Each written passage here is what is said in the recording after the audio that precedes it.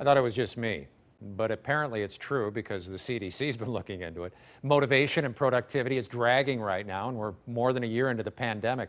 There was a CDC survey. It finds 25% of an increase in depression and anxiety compared to 2019. And these are people who never had COVID-19. Well, we've got Dr. Muthoni Musangali, a Webster University Associate Professor of Counseling. She joins us this morning. Good morning, Doctor. Good morning, John. Do you find people are suffering from a late pandemic burnout? They're all zoomed out, so to speak? Absolutely. COVID has been with us rather long, much longer than any of us expected. At the beginning, we thought maybe you're going to be working from home for a few weeks, maybe a few months. And here we are, past a year already. So people are zoomed out. They're tired of working from home, of being isolated. And that can lead to decreases in productivity and motivation as well. What I see is there's no end to it. I mean, millions of us are fully vaccinated, yet we still have to wear masks with people who are fully vaccinated. When does it end? So not having that answer can create anxiety and depression.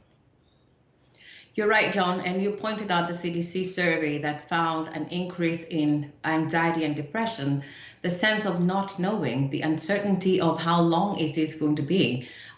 People who are vaccinated, there's talk now that we might need a third vaccine, or we might need to do this every year. And also the constant news about the mutants, the variations of the virus. So the sense of when does this end and not knowing creates increased sense of anxiety, and also affects our productivity in the things that we're doing for work and also from our home lives. All right, well, let's stop moaning about it and let's talk about some solutions, okay? And I think Absolutely. You do have some solutions. Absolutely, John. One of the things that's important to recognize is that you are not alone. If you're feeling this way, if you're feeling less productive, less motivated, you're not alone. There are many people going through the same things.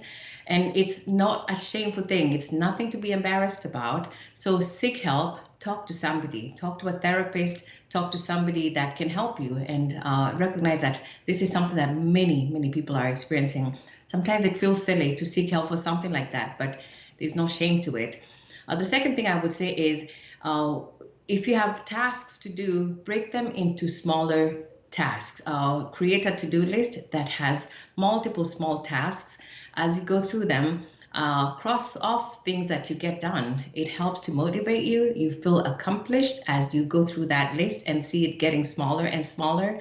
And it helps you, it puts you in a better state of mind to tackle even, ultimately you find that you've done something big by just taking small steps in the process. That is excellent advice. Absolutely. It's also really good, John, to make sure that you're eating healthy, keep a healthy diet, and exercise.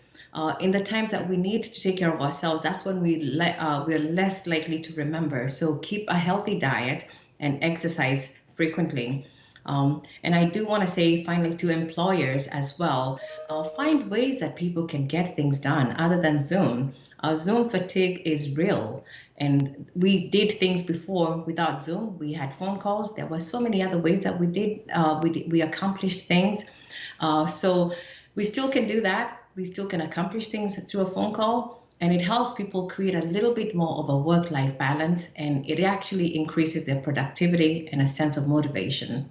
Excellent advice, Doctor, from Webster University. We appreciate it so much. And on that note, someday I hope to shake your hand in person, because I'm tired of doing these virtual interviews as well. Okay? Me as well, John. We're all Thank you the very same much. Yeah.